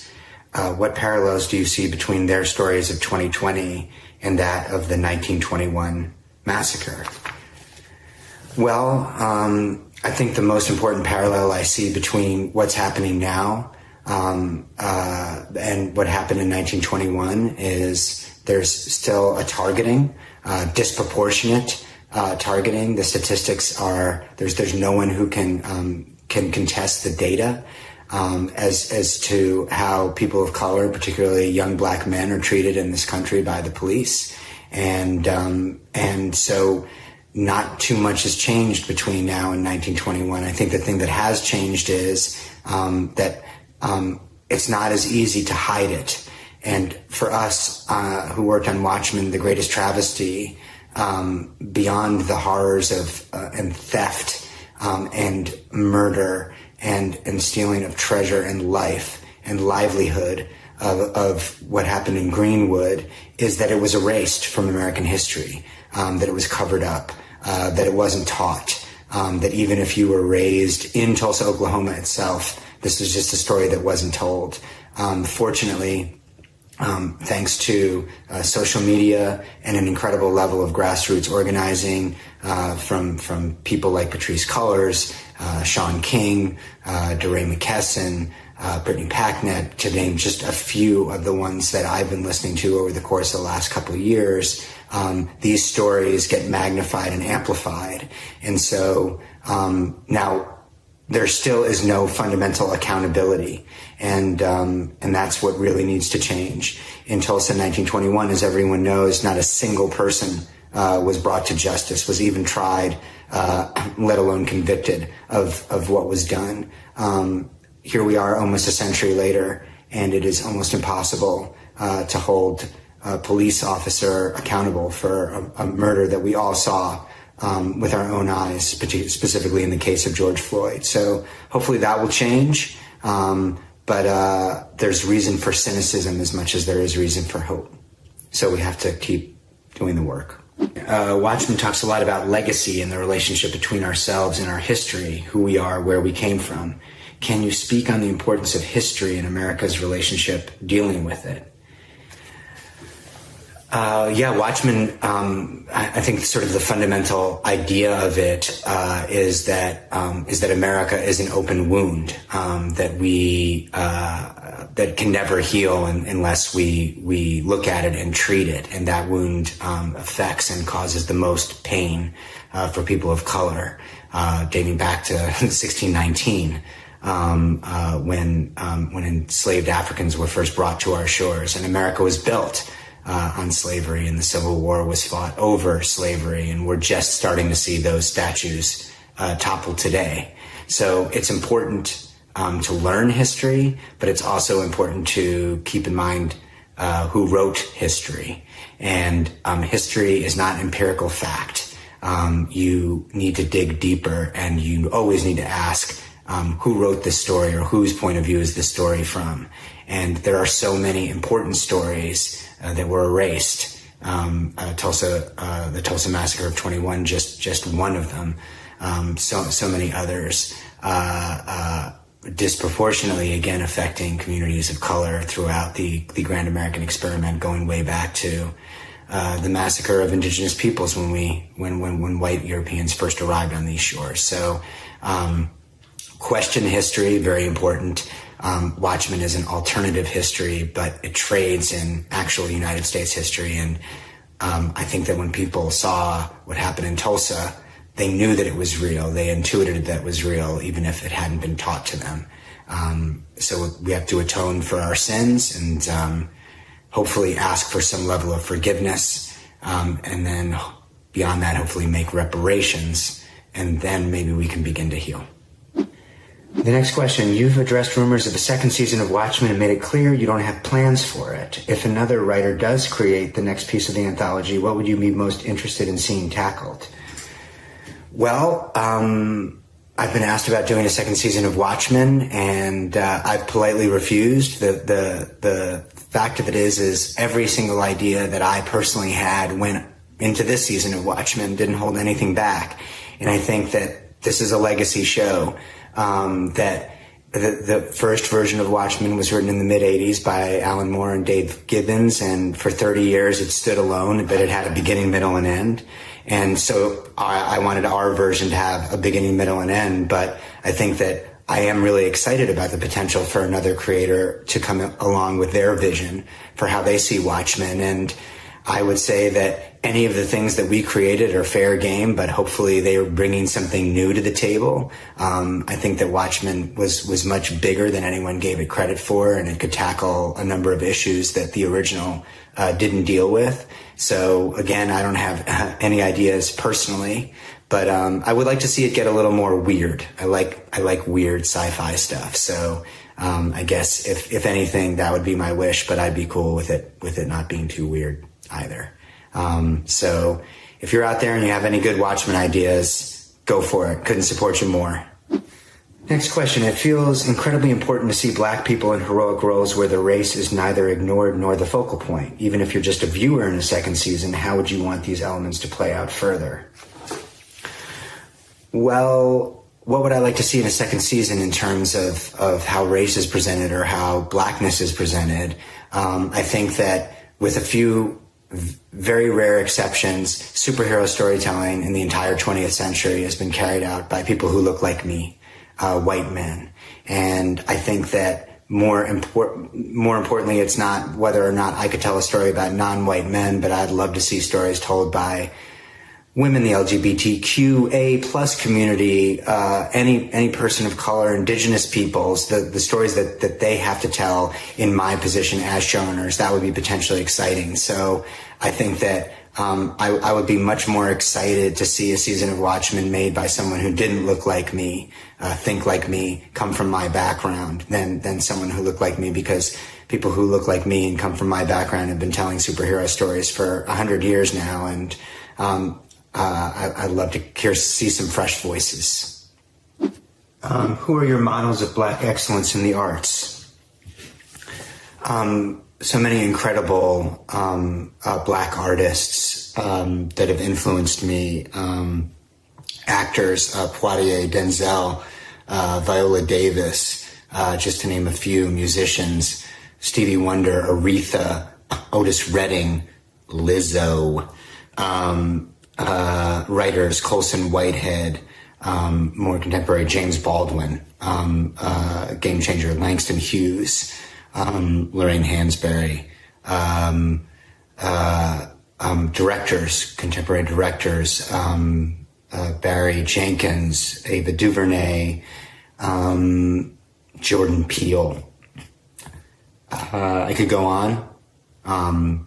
Those are just a few. And this Juneteenth, it's a moment of great reckoning and understanding in our country. And there's a light that's shining on Tulsa for obvious reasons. The President of the United States has decided to come there. And also, the 1921 massacre is finally, at long last, a part of the American conversation.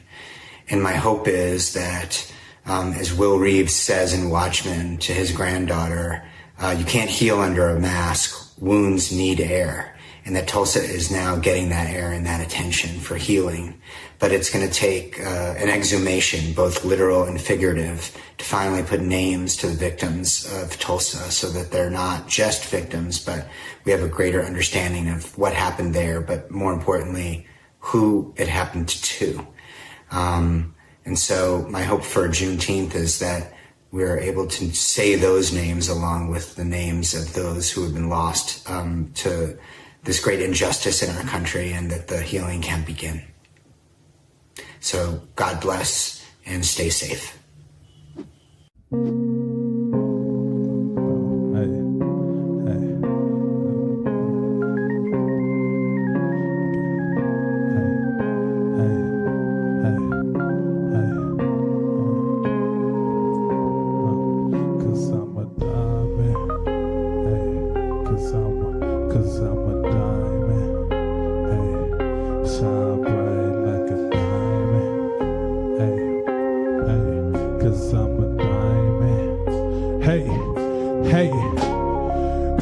I'm taking what you owe me. Diamonds on me, girl, I'm Dickie rolling. Shining on my pinky ring and swollen. Whistle Elsa, I can't let it go. Something came and got me in my zone. Something came and sparked the homie soul. I feel like I seen it all before. All my blacks eating across the board. See you want it, buy it, then you own it. Put your pot with mine, let's make it grow. All we need is trust, get off that whole shit. Hope them solid jimmies, it's a coated. Mess around and I done found my purpose. Mess around and I done found my word. Spin with mine, I bet it make them nervous. Swim with mine if I'm gonna make a purchase. Circulate, circulate, yeah. Circulate, circulate, yeah. Money moving like 100 ways. Messed around and bought a bank, yeah. Time to spend it from the ground up. Time to mount up, regulate, yeah. Till we take it back to game, yeah. Circulate, circulate, circulate. My tag on my back like a vertebrae. Somewhere along the line, guess I'm will change. If you silver spoon, then you wasn't cool. We supposed to be rich in the first place. Talking 50K band for the worst case. All these hours I put in my workplace. Now promoter pay me for a 1K off the soul that I got from my workplace. This is paranormal, how I'm styling on you. This a factory to a pair of Jordans. This a masterpiece to an IG portrait. Who gon' vouch for me if I don't endorse it? Moving state to state like I'm teleporting. It was magic how we ball like Aaron Gordon. Switch all day. Let's see how we gross and hit that Zach Taylor when I'm Mighty Morphin riding in the Mastodon. Mastodon, I feel like I'm Master Ron. Half the time, I feel like a mastermind. Other half tell me stay humble. Really, I be trying. Really, I'm just tired eating TV dinner, so I had to go and shift the paradigm. Really, I'm just trying to break the cycle down. Rich blacks all around. Hey, hey, rich blacks all around. Rich blacks all around. Rich blacks all around. One more time.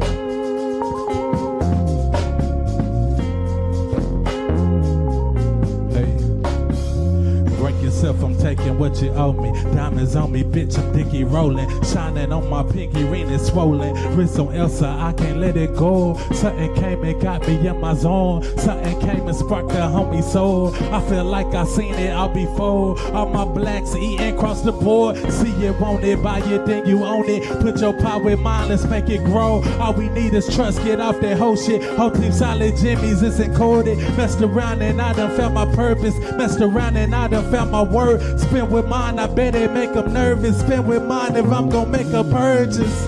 Circulate, circulate, huh? circulate, huh? Money moving like 100 ways. I messed around and bought a bang, huh? Time to spin it from the ground up, time to mount up, regulate, huh? Till we take it back to game, huh? Circulate. My tag on my back like a vertebrae. Somewhere along the line, guess our world will change. If you silver spoon, then you wasn't cool. We supposed to be rich in the first place. Talking 50K bands for the worst case. All these hours I put in my workplace. Now promoter pay me for a 1K off the soul that I got from my birthplace. This is paranormal, how I'm styling on you. This a factory to a pair of Jordans. This a masterpiece to an IG portrait. Who gon' vouch for me if I don't endorse it? Stay like I'm teleporting. It was magic how we ball like Aaron Gordon. Swish out net, nasty how we gross it. Hit that Zach Taylor when I'm mighty more Friday than the Mastodon. I feel like a master rhyme half the time. I feel like a mastermind. Other half tell me stay humble. Really I be trying. Really I'm just tired eating TV dinner, so I had to go and shift the paradigm. Really I'm just had to break the cycle down. Rich blacks all around.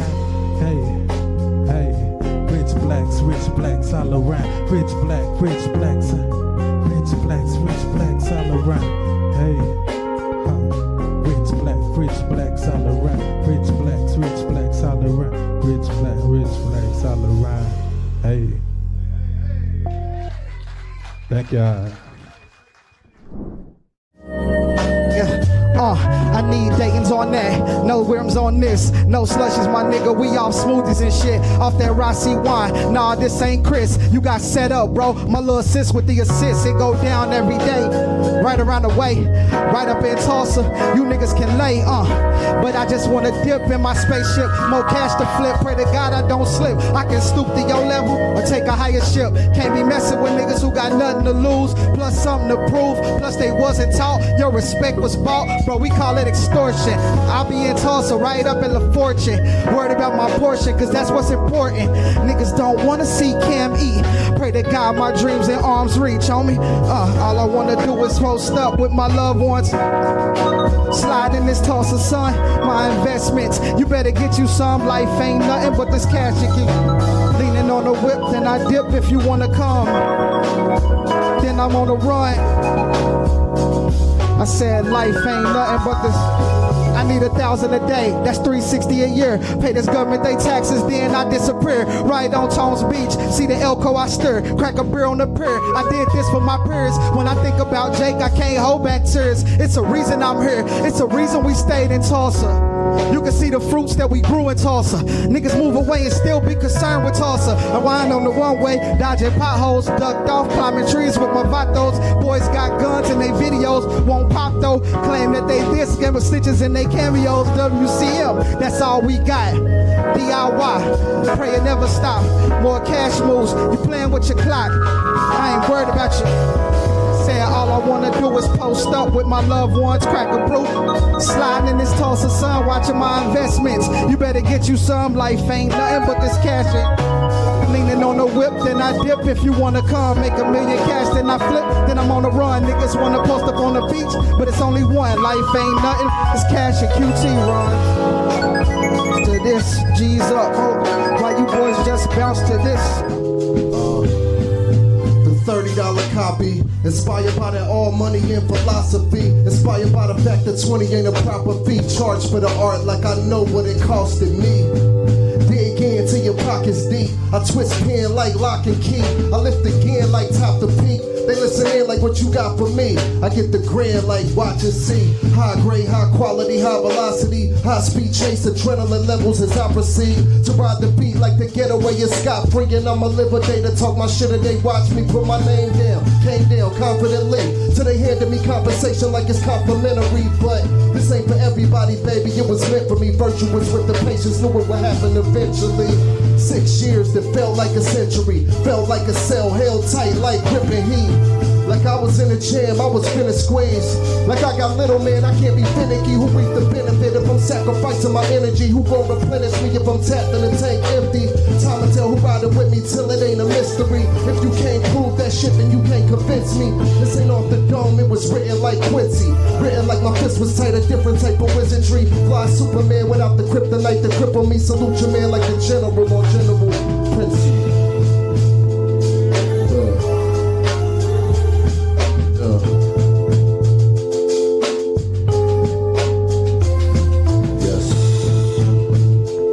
3 of these songs I'll be doing are off of my album BSXO.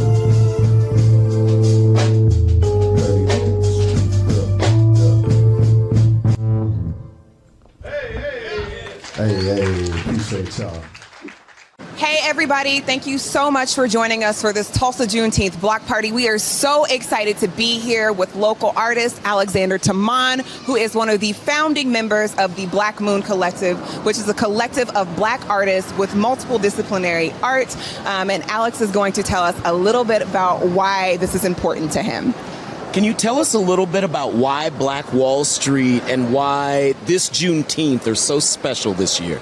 Well, I think we are all experiencing a very traumatic climate right now. No one's really okay. You know, we're all either being directly or secondarily traumatized by all the things that are going on in the world between, you know, global health crises, the crises of racism and oppressive systems. And I think what makes this so special is this really embodies and typifies our resiliency. You know, in spite of so many circumstances, in spite of so many literal health risks to our mental and physical health, like people are out here taking up space authentically. And that is just a beautiful thing to champion and to partner with. And I live for this. Yeah. What inspires you as a black artist right now? Oh man, so many different things inspire me as a black artist right now. My experience, for sure. Current events, obviously, as well. It's just so important to be visible. Part of the impetus for forming Black Moon is representation. We know that that matters. And in so many historic spaces that are white, we have not been represented, right? And so as opposed to kind of pandering to those tables for a seat based on tokenism with relatively little to no actual authority to make a difference, we said we were going to build our own table. And in doing so, we've had such a meteoric and exceptional experience as so many are, you know, kind of clamoring to get on the right side of history and to include and invite, you know, us to represent. We are just kind of flying by the seat of our pants, but doing so, I believe, with excellence, you know, and with real prudence, to make really intelligent and smart decisions about with whom we partner and how we lead, because I believe artists are really called upon to be leaders and to engage and to activate spaces and really galvanize communities with their art, and it's a privilege and an honor to do so. Where are some places for people who are interested in getting involved with the Black Moon Collective? Where are some places online that you might be able to find your artwork or the collectives? Yeah, we're definitely on all social media platforms, Black Moon Tulsa and blackmoontulsa.com. Come check out our website. It directly links to each of our individual websites as well as our social media platforms. And you can just kind of take a deep dive and troll each and every one of us. You'll love it. Awesome. Thank you. Thanks for your time here. Thank you. Happy Juneteenth! It's me, your boy Mike Johnson. And you know what? I'm so happy for today. Today's a celebration. This whole weekend, on June 19th, 1865, up in Galveston, Texas, is when the slaves were officially freed. It's literally Independence Day for us. I'm from Texas. I've been here all my life, and so I could tell you a thing or two about it. But baby, it's 2020, June 20th. So let's talk about it. You know, if you and I were to go out right now, what would be like 5 date night ideas that, you know, something that we might be able to do? So let's just start it off right. Number one, you know, I live in the city, so one thing we might do is definitely get on the scooters downtown and just ride around the city, just have a great time. Let's just go to some local mom and pop stores, get a drink, you know, keep riding around town, just have some fun. Lots of smiles, lots of laughter, you know, just have a good time, baby. Number two, definitely what we gotta do is, I'm a huge horseback rider. I love riding horses. I hope you do too. Do you like riding horses, baby? Then after we get done with that, number three, date night, what we might do is, quite honestly, here in San Antonio, what we do, we got something called a Pearl. So like on a Sunday night or Sunday midday, what we might do is just go out there to the Pearl, just sit out in the grassy area and just have a great time, just converse and get to know each other. If you haven't noticed yet, baby, I'm trying to get to know you. Just you and I, what's up? Let's talk about it. Let's make it happen. Can we do that, please? Number four, out here, what maybe you and I could do, I really want to know what you want to do. Like, let's just do anything that you want to do for that day. If you want to go shopping, we go shopping. You want to throw the football, we throw the football. You want to go watch a movie, let's go watch a movie. You want to go to dinner, let's go to dinner. Whatever you want to do, baby. But then number 5, and this is going to be my favorite by far. If I'm feeling you and you feeling me, I might bring you over to my family's fish fry, because we have a fish fry every single year on Juneteenth. It's going to be amazing. We're going to have that old school music playing. So let me see what you got. Let me see if you know how to dance, not just TikTok dance. I want to see if you can feel that old school rhythm, baby. You know, can you get it? Can you make it happen? Have a great time out there where you meet all my family. Had an old school music playing. You be out there doing your thing, dancing or whatever. And if I like you, and if you're pretty good, you talk that talk. I want to see if you know how to play bones, aka dominoes. And then, if my mama like you, she gonna be like, Mike, bring her over here. Let's see if she can play spades. It's okay if you don't know how to play spades or bones. I got you. We're a teamwork. This is team, it's you and I. Y'all have a great one. Happy Juneteenth. I love y'all.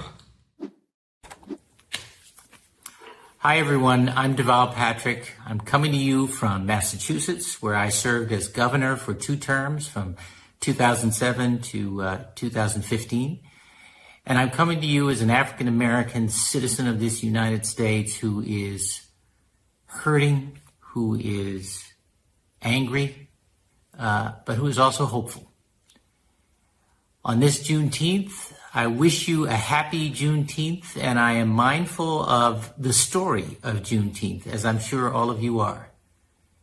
The fact that Black people enslaved in Texas waited 2.5 years longer than they had to learn that they had been freed by the Emancipation Proclamation is itself a kind of a metaphor for the waiting that we as Black Americans have been doing for generations. Today, out on the streets in Tulsa, in other cities and towns all over America, indeed in cities and towns all around the world, people are acknowledging what we have always known to be true, which is that Black lives matter, that Black lives contribute, that Black lives love, that Black lives care, that Black lives sacrifice, that Black lives are patriots too, and that every single one of us has a claim on the best of what this nation has committed itself to: life, liberty, and the pursuit of happiness. I think with the marchers, Black and white, out on the streets of our cities and towns today, and the unrest in so many of our hearts are feeling today, is that prosperity and justice has been slipping from us for too long. And all these marvelous young people have put their collective foot down on behalf of all of us and said no more. So on this Juneteenth, even as just around the corner, the most divisive leader we have had in a very, very long time rallies his supporters for another photo op, I want you not to be discouraged by that. And above all, I want you not to be distracted by that. We have work to do. And it is about calling on the conscience of this country. It's also about acting. And so make a plan to vote. Make sure your family has a plan to vote. Consider what all the barriers that have been put up in front of you, wherever it is you live, and overwhelm those barriers by being ready and being early. And then hold accountable the policymakers we send, whether we are sending them to Washington or to local state houses. We want action. We don't just want these issues to be issues in time for election and to drive turnout. We want results. And if we don't get those results, we should be prepared to go back to the polls and make another change. The history of our people in this country, yes, is of oppression and pain and anguish, but it's also of resilience, of determination and stamina, emotional, physical, and intellectual staying power. And when you think of all we have built, all we have contributed, all of the ideas and physical structures and new products and scientific breakthroughs and artistic achievements, all the ways that we have made America richer and more interesting and more promising and more innovative, we should never once lose sight of the fact that we deserve our claim on American ideals. And we should go reach for it, just as our ancestors have in their own way and in their own time. So yes, I am sad and angry, but also hopeful, because in a democracy, we get the government we deserve, or we should. We get the leadership we deserve, or we should, when we take responsibility, just as those marchers out on the streets today have taken responsibility for demanding more. God bless you all. Happy Juneteenth.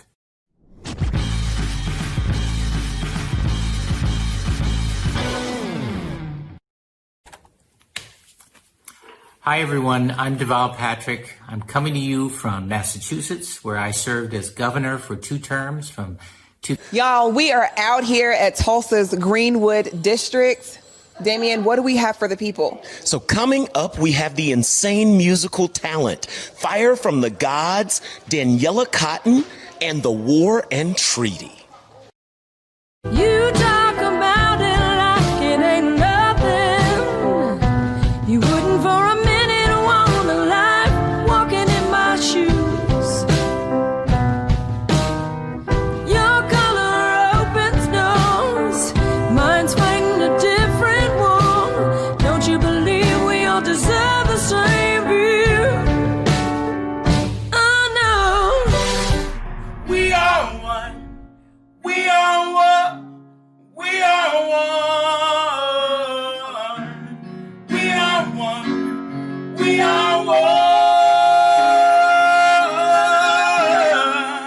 And the world is still so beautiful. Together we'll stand and not lose hope.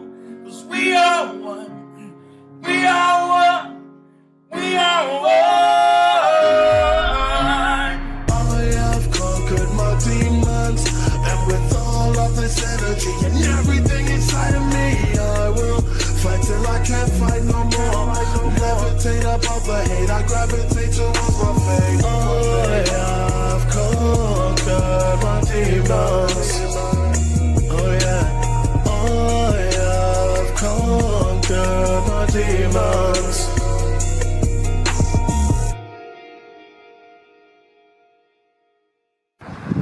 You know, it's 2020 and we're still having the conversation and still in fear of our lives that as a black man in America, am I gonna make it home?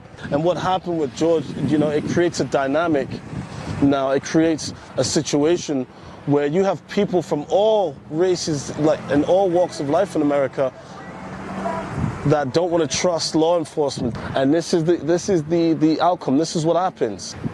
And you see the rioting, you see the looting, and you see that's what they put on television, and they'll say that's what's happening, that's what they're doing. But, you know, they're not talking about why. It's always the what has happened. It's always the what happened after, but it's never the why. Why was that man's life disrespected like that? Who kneels on the guy's neck for 9 minutes and has the guy unconscious for 6 of those minutes and says, well, we can arrest him now? What's the motivation behind that? My purpose is not to fight the police. It's not, my war isn't with the police. It's with the system that enables that behavior. Let me live. We want to live.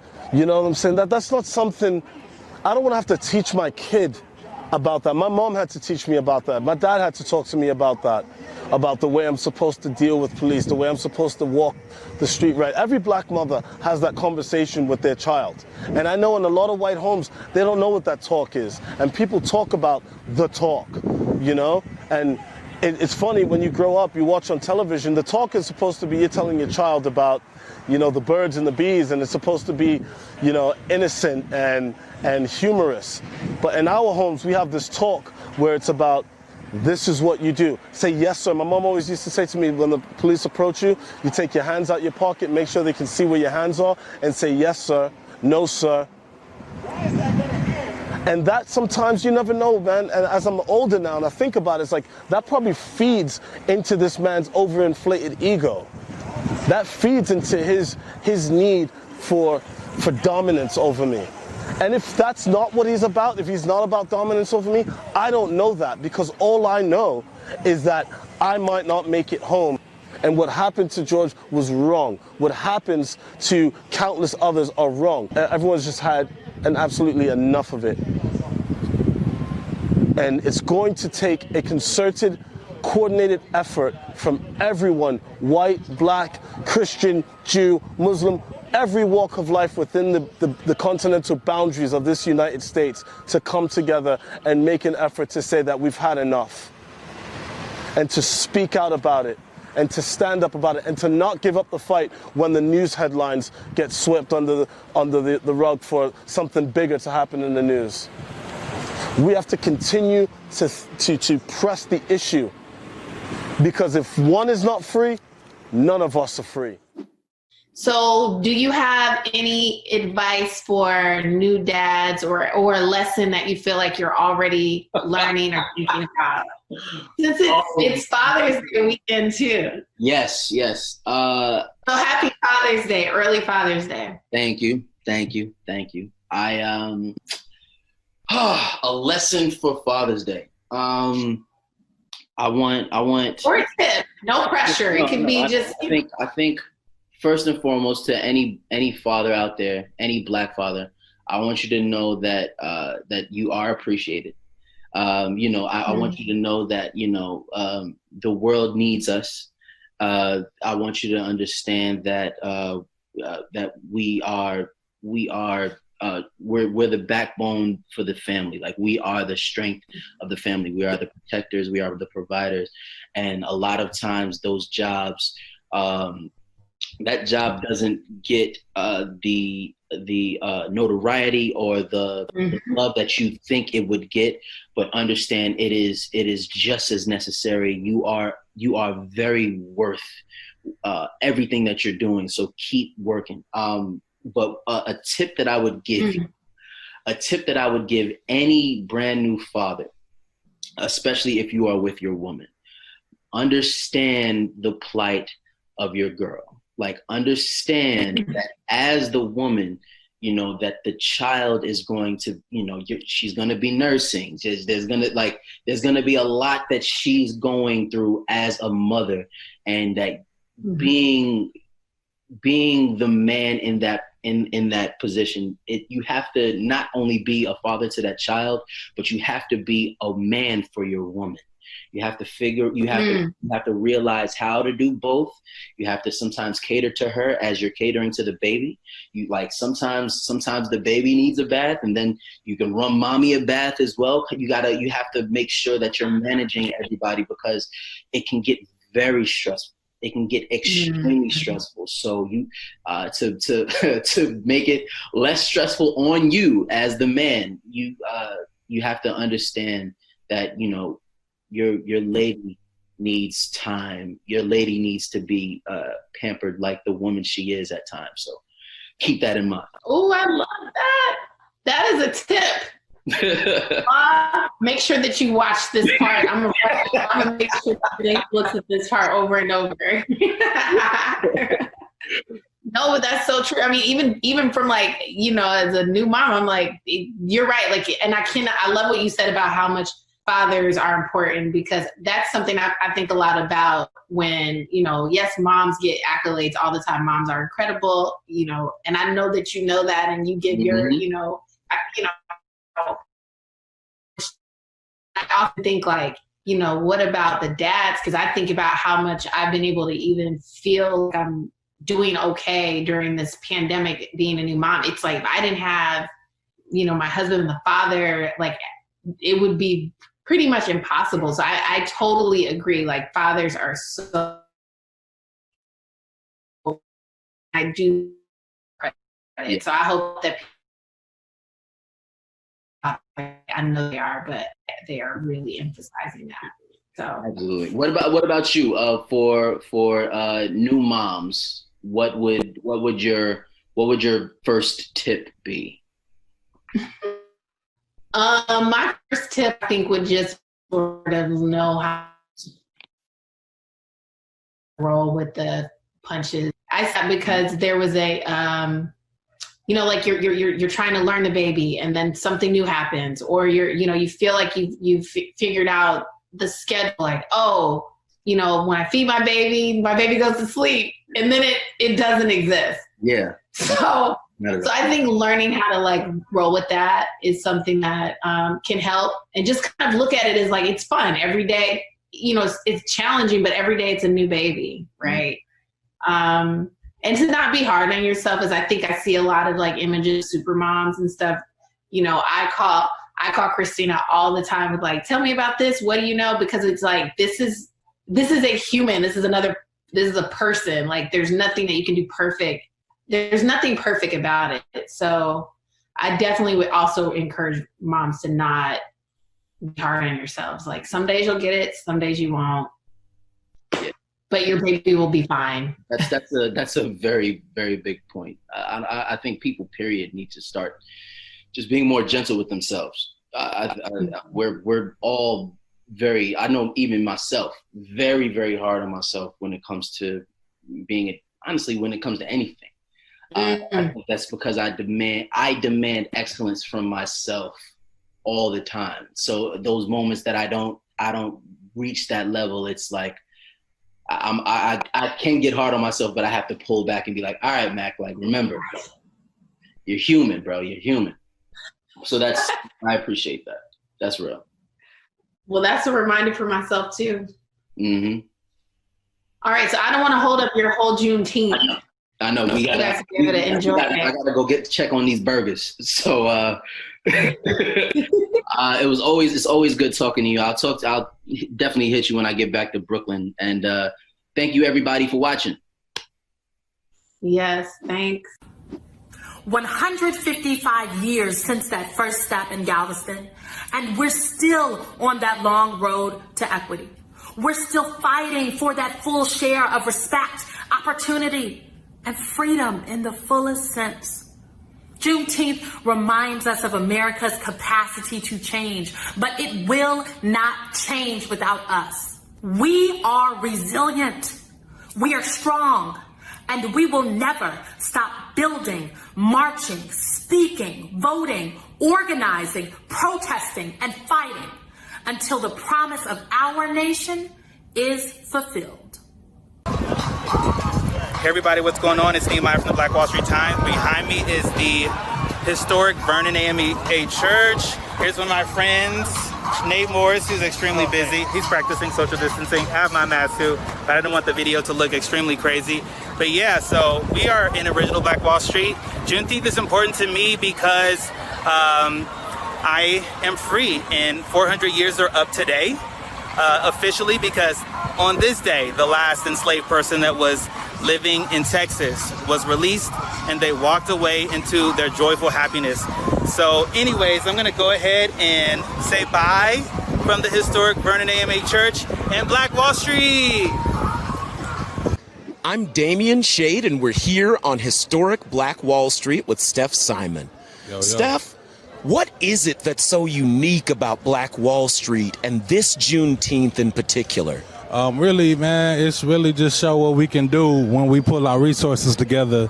And this was a last minute event, you know what I'm saying? So imagine what we can do when we really come together like we supposed to and do it in the name of Black Wall Street. We did this in like 5 days, you know what I'm saying? So, and it's beautiful out here. So that's this one is significant, man, because it's with the corona going on, COVID-19, with the rallies and everything going on, we really came together and put something together for us.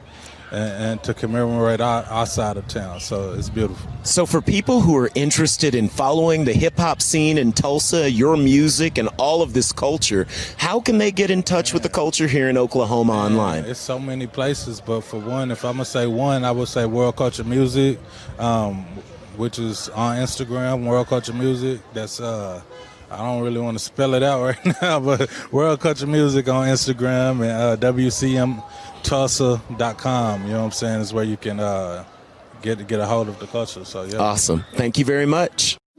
Hey, what's going on, y'all? It's Jay Ellis, and I wanted to wish my hometown a beautiful, amazing, happy, celebration-filled, joy-filled Juneteenth.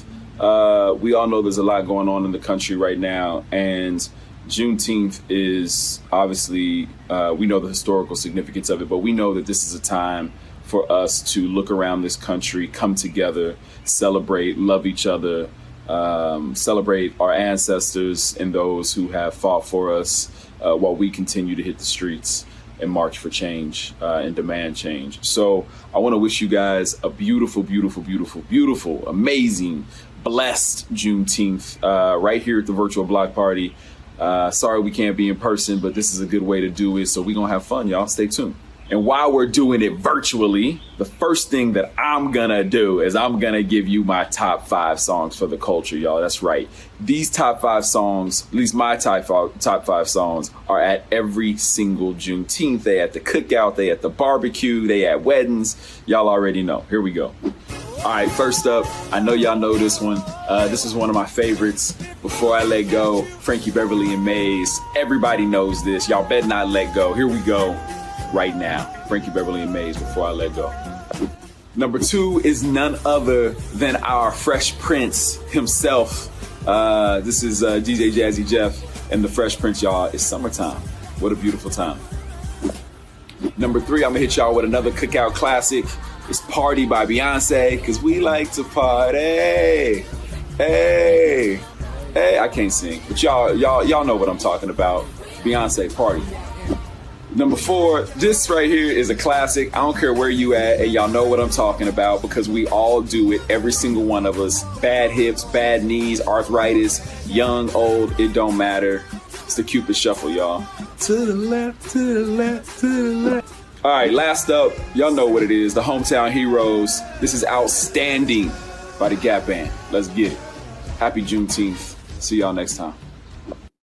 Thank you so much for joining us for this live cast of Tulsa's Juneteenth Block Party. We hope you enjoyed all of the performances that you saw today and learning more about Tulsa's historic Greenwood districts. And we hope you enjoyed learning about Juneteenth, this amazing holiday.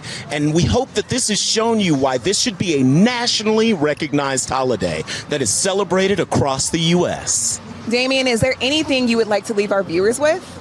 I would just like to lift up the wonderful spirit of Black excellence and Black culture that's on display right here in Tulsa, Oklahoma right now.